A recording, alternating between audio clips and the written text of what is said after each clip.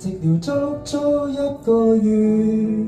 有電話減少距離，而偏偏竟不知怎說起，是太想念你，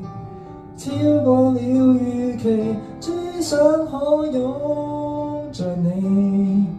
然後問你，讓你驚喜。有這一分鐘，我一生就只有你。明日縱使不幸阻不到我用心愛你，讓我終於都明了，明白你比生死重要，連話語也沒法承載得起。I give my